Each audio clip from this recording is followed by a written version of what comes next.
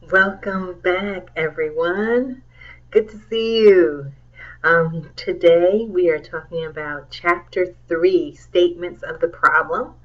And this lecture is adapted from our textbook, which is Plano Clark and Cresswell, 2015, Understanding Research, A Consumer's Guide. Okay, slide 2.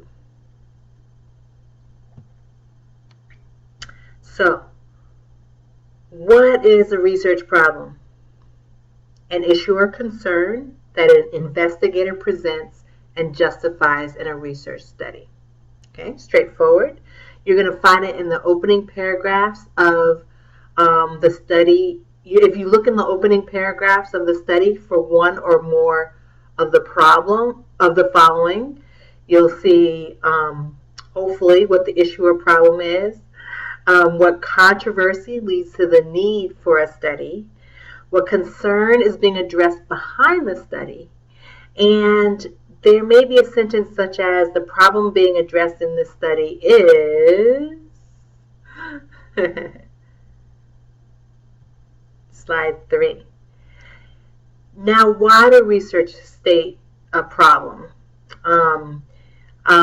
Researchers do that in order to establish the importance of a topic, in order to create reader interest, and also to focus the reader's attention on how the study will add to the literature or how the study will add to existing research.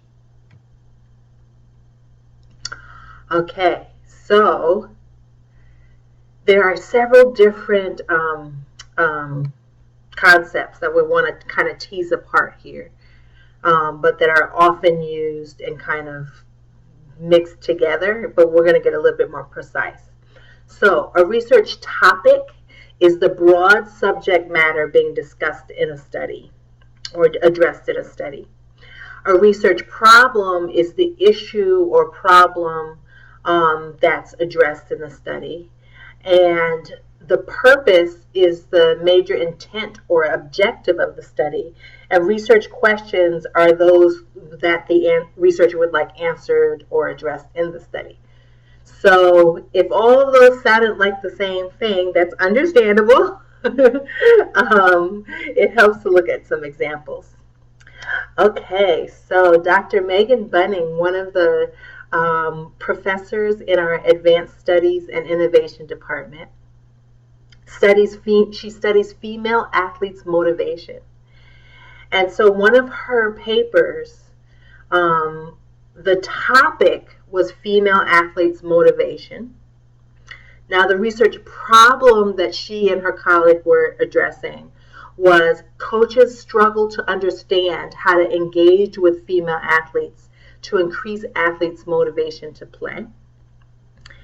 And then the purpose of the study was to examine female athletes' perspectives of specific coach behaviors and how those behaviors influence their motivation. So you see, we go from very broad and bring it down to more and more narrow. So we start out with this broad topic, female athletes' motivation. And then we have a problem where coaches don't know how to motivate female athletes. And then the purpose of the study was to actually talk to some female athletes and get their perspectives on specific coach behaviors and how those behaviors influence motivation. So we go from more general to more specific. So that's topic, research, problem, and purpose. Let's look at another example. This one, and this one, you don't see we don't have the triangle graphic, which is in your textbook as well, but it's the same thing.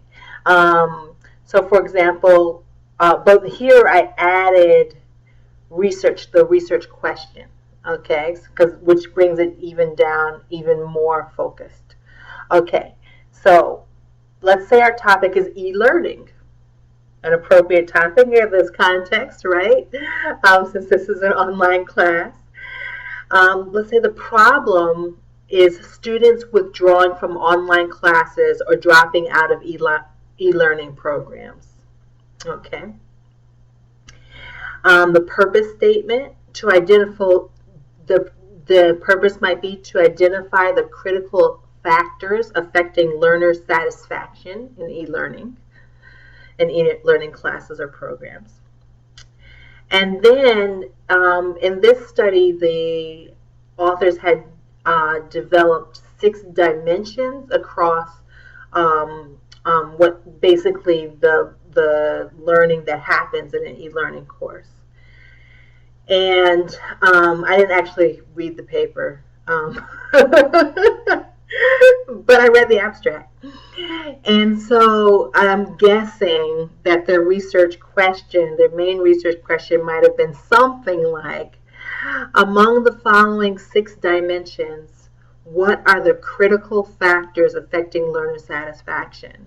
And their dimensions were the learners, the instructors, the courses, and by that I believe they mean the curriculum, the technology, the design of the course, and that would be the procedures and that kind of thing in the course, and the environment. Okay, so you see it goes from very broad e-learning down to much more specific. By the way, I like knowing how about you all's satisfaction with the course.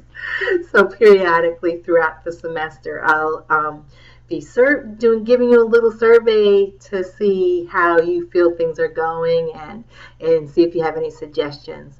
But if a suggestion comes to you at any time during the course, feel free to email it to me. I really appreciate it. Because you know best what works best for you when you are learning. Okay. All right. So this is slide 7. Okay. Not all problems need to be researched. And here's how we can determine whether a problem should be researched. Will the study fill a gap or void in the existing literature? Will the study replicate a past study but examine different participants or different research sites? Will the study extend past research or examine a topic more thoroughly? And will a study give voice to people not heard or people who are silenced or rejected in society? And finally, will a study inform practice? Okay. Those are some important questions on whether a particular problem should be researched. There are some differences between the problems addressed in quantitative research and qualitative research. We use quantitative research when we want to measure variables, assess the impact of those variables on an outcome, test theories or broad explanations, and when we want to apply results to a large number of people. Essentially, we use quantitative research when we want to explain who, what, where, somehow, but meant a lot of how many, how much. Okay, it's quantitative, right? And then for qualitative research, qualitative research would be our approach if our problem requires us to learn about the views of individuals we plan to study, assess a process over time, generate theories based on participant perspectives, or obtain detailed information about a few people or research sites. And so basically with qualitative, we want to explore. And in particularly, we'll be addressing questions of why and how.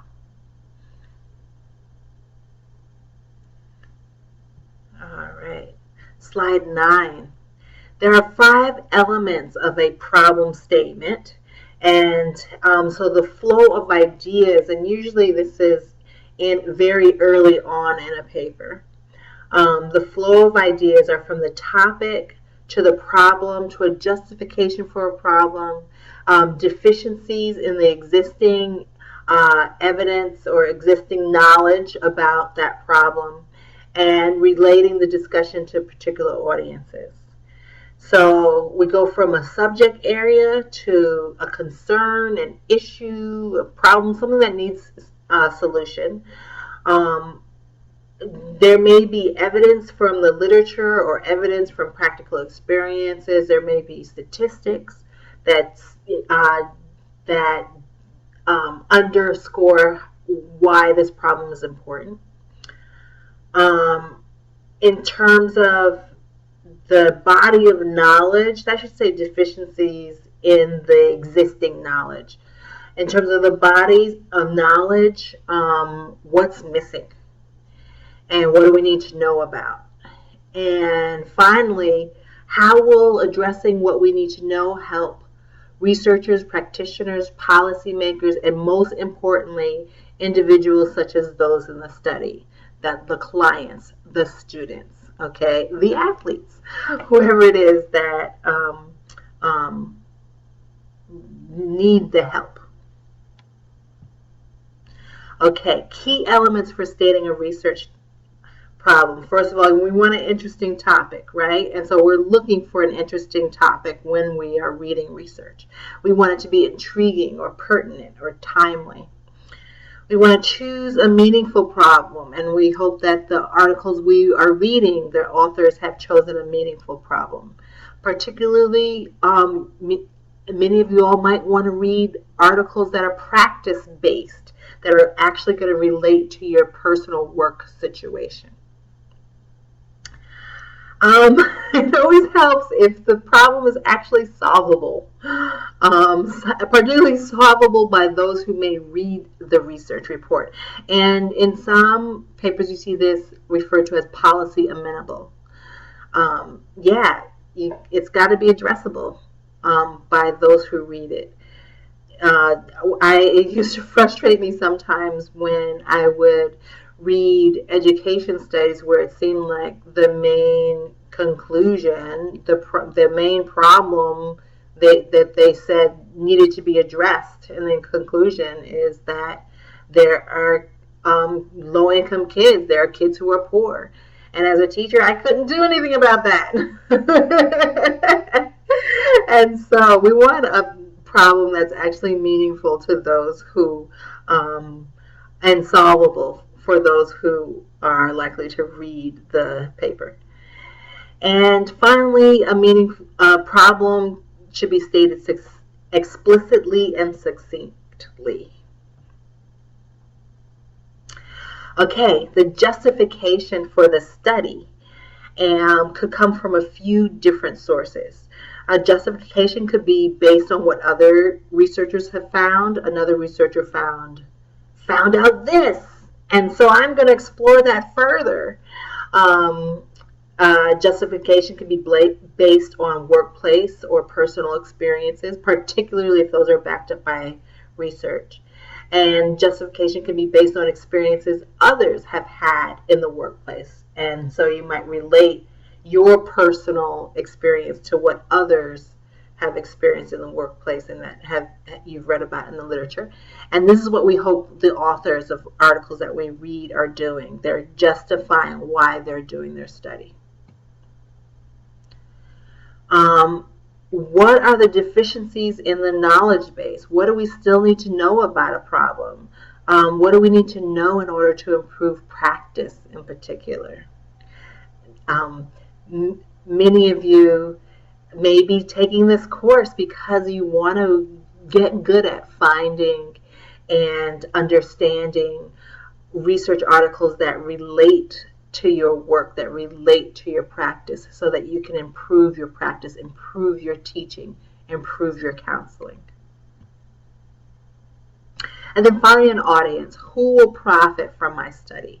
Our goal is hopefully that participant groups, whether it's students or clients or athletes or patients, will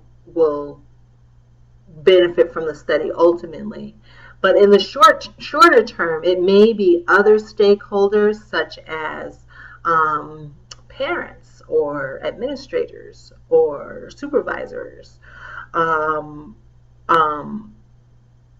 and may benefit, or maybe practitioners such as you all as teachers or counselors or health providers, and policymakers may benefit, those who have responsibility for setting laws, policy, procedures, legislation, may benefit from knowing the information that you find out in your study, or that that is given in some of the studies that we're going to read. And finally, other researchers could benefit from the information that comes out in a particular study. Okay, so that's it for this lecture, and then I remember to put the references, and I tried to get my APA style right. And I hope that you all are feeling more and more comfortable with APA style. I see one error I made already. Okay. Okay, talk to you next time. Bye-bye.